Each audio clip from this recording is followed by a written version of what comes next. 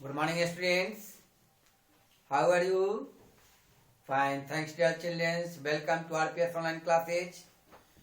प्यारे बच्चों, हम लोग स्टैंडर्ड 8 का Hindi grammar chapter 26 communicative skills. आप सभी अपने समक्ष पाठ्य पुस्तक निकाल लें। पाठ का नाम है संप्रेषण परक रचनाएं।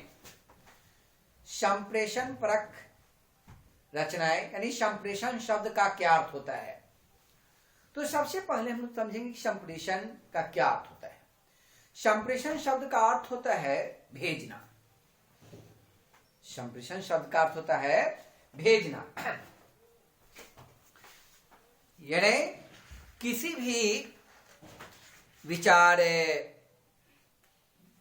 या संदेश को भेजना तथा दूसरे द्वारा उसे प्राप्त करना ही संप्रेषण कहलाता है। इसमें विचार भेजने और स्वीकार कर लेने वाले दोनों व्यक्तियों के परस्पर सहयोग की आवश्यकता होती है।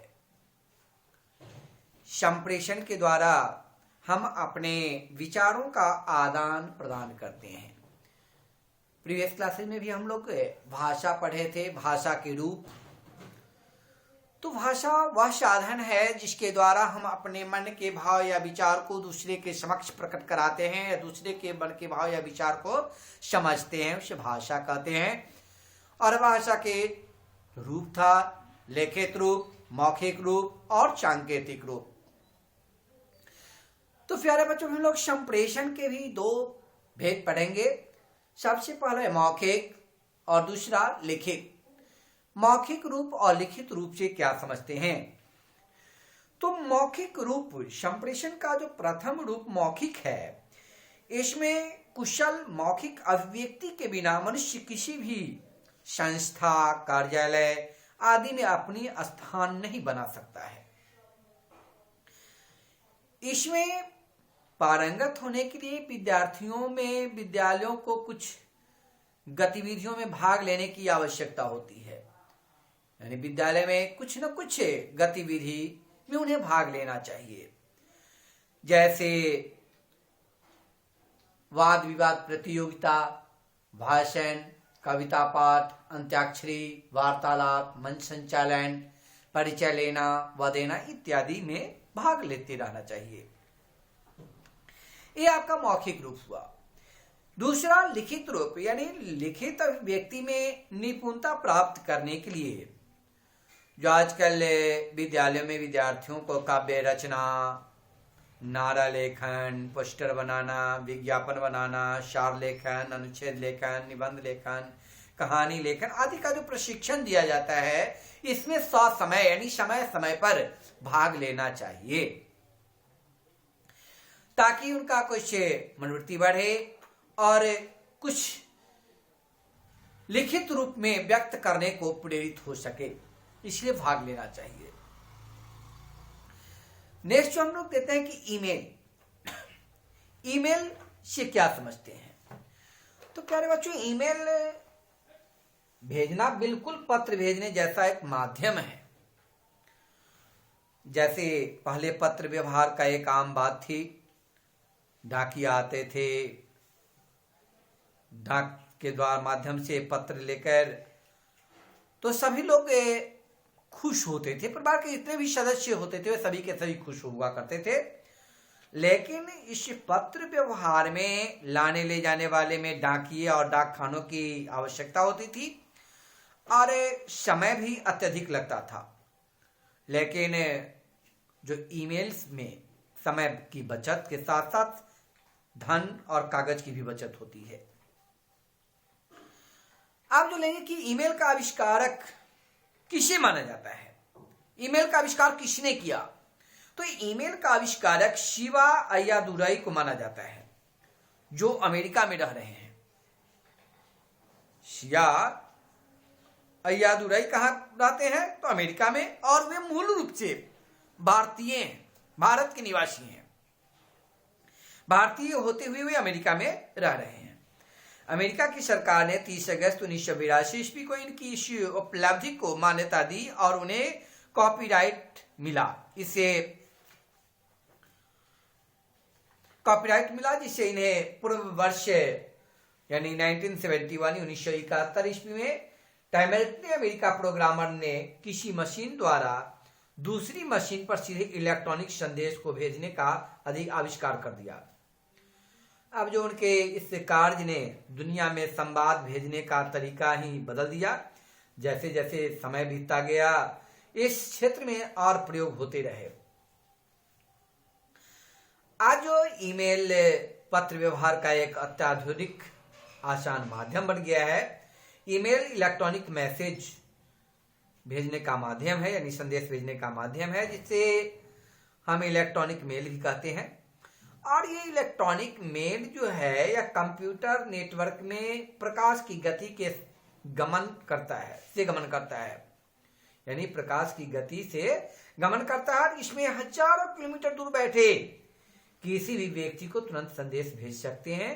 और बहुत सी ऐसी कंपनियां हैं जो कि ईमेल की सेवा प्रदान करती है।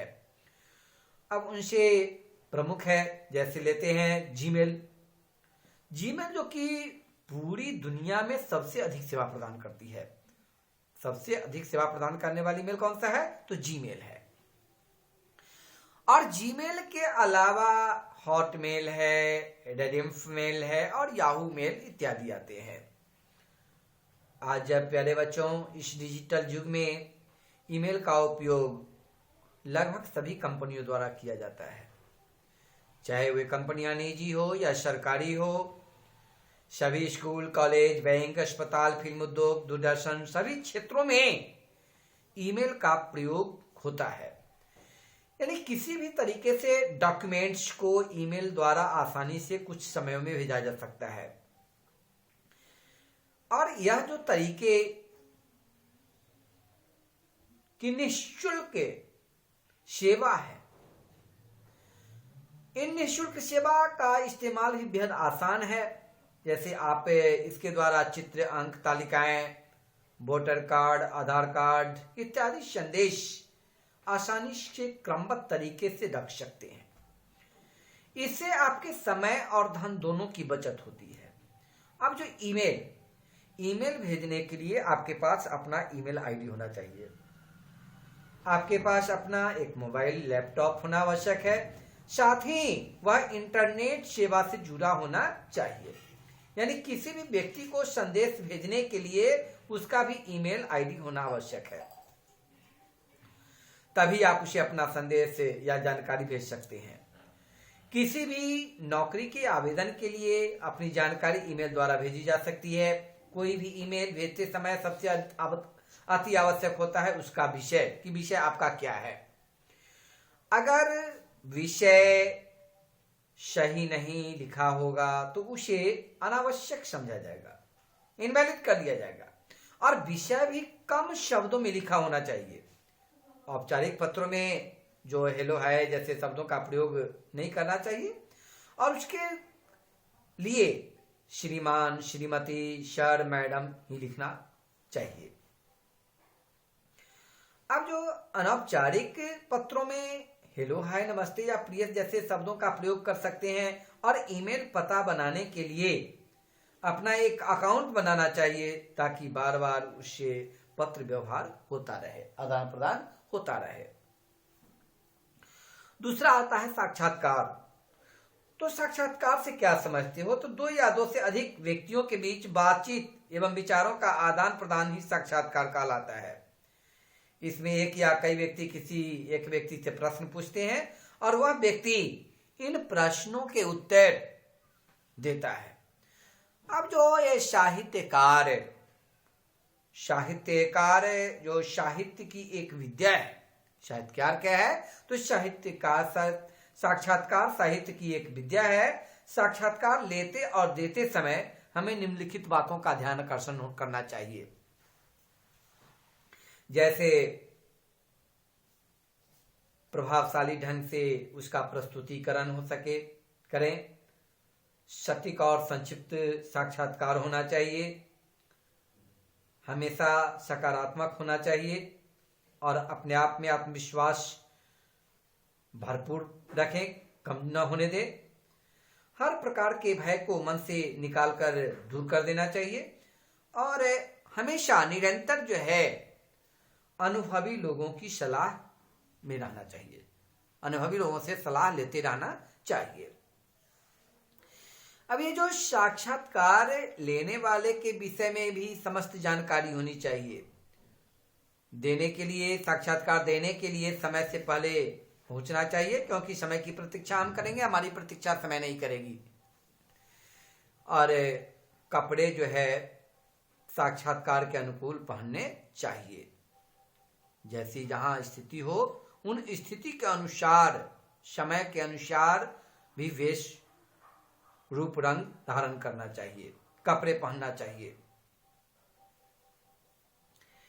इस प्रकार से साक्षात्कार लेना, जैसे एक पत्रकार द्वारा किसी फिल्म अभिनेत्री का साक्षात्कार लेना है, साक्षात्कार देना जैसे एक डांस स्टार हिंदुस्तान समाचार पत्र के पत्रकार को साक्षात्कार देना है, इत्यादि तरीके से देते हैं।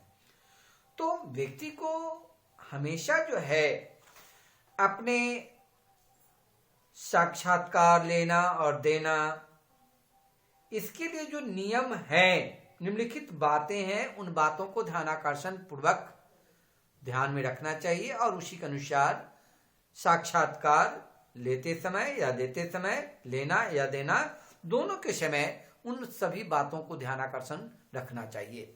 तो प्यारे बच्चों, अब इसमें हम HW देंगे, इसे आप सुंदर तरीके से लिखेंगे। HW में जो चैप्टर 26 है, इसमें निम्नलिखित की परिभाषा लिखे।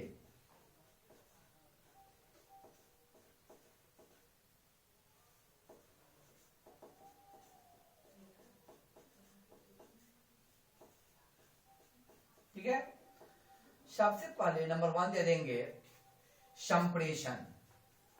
संप्रेषण से क्या समझते हैं? संप्रेषण।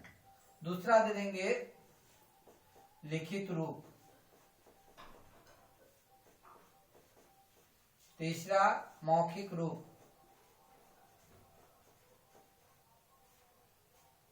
चौथा दे देंगे ईमेल।